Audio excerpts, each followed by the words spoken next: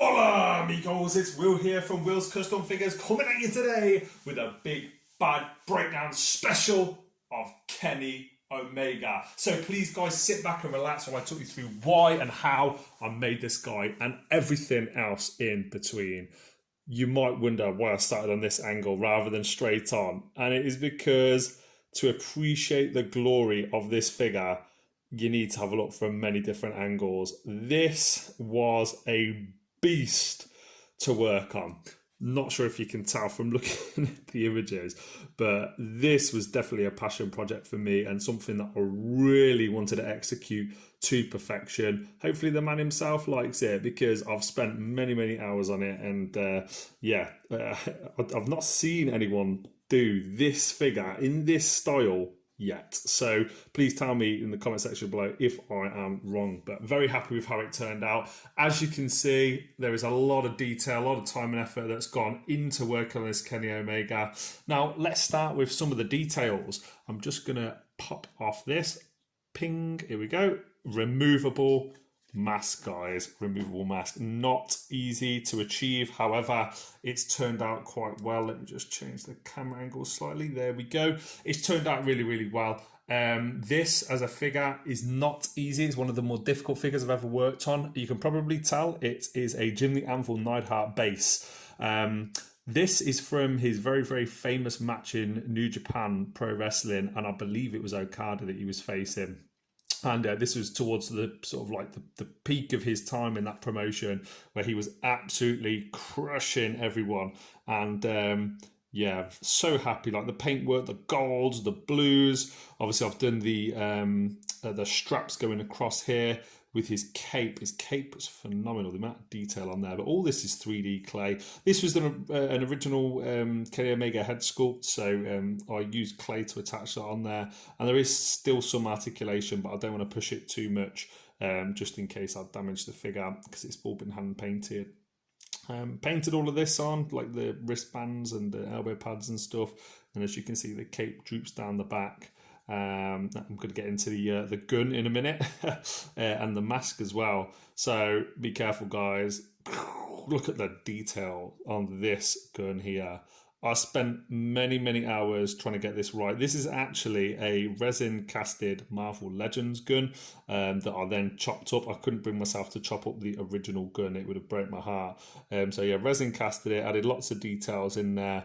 Very happy with how it turned out. It's really hard to work on weapons. It's the first time I've actually worked on customized weapons like that. I guess you could kind of argue that Man Mountain's guitar and a few other ones I've worked on are weapons as well.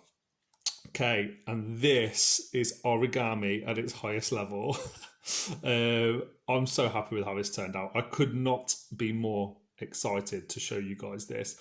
This is basically card, nice thick card that I've cut. I've folded over and over again. I've added bits of clay like under here, in the ears, so if you can see here, to stabilize it, and glued a lot of it together.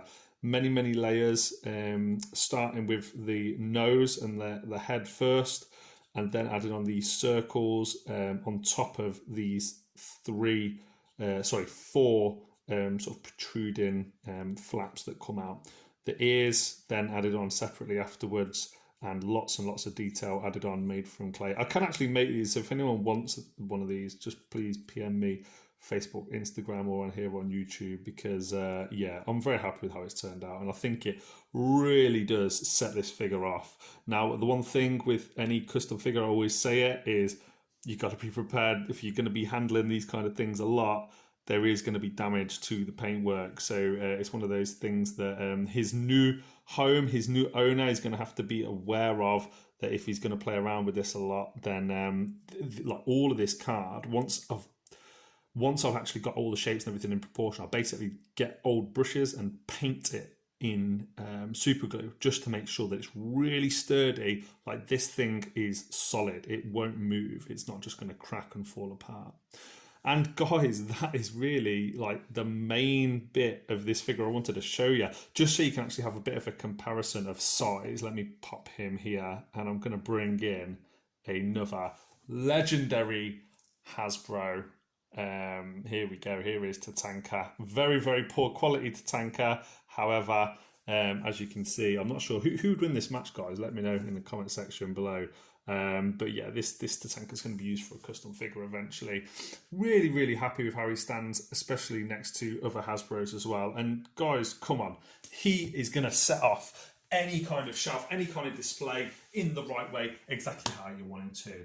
So, guys, I hope you've enjoyed the video. As I mentioned earlier, please like, comment, subscribe. Let me know on Facebook, Instagram, YouTube if you want one of these, or if you want advice on how to make your own one. More than happy to talk through, mentor anyone that's interested in that kind of stuff, and answer any questions that you may have. And final reflections. For me, this is probably one of the greatest figures I've ever worked on. So happy with Kenny Omega, just what he's doing in wrestling. The guy's an absolute monster. And probably one of the greatest wrestlers in the world living today. And Tatanka, I think you'd lose, mate. Sorry. So, guys, from myself, from Kenny Omega, from his legendary Sphinx mask, I'll catch you guys in the next one. Peace.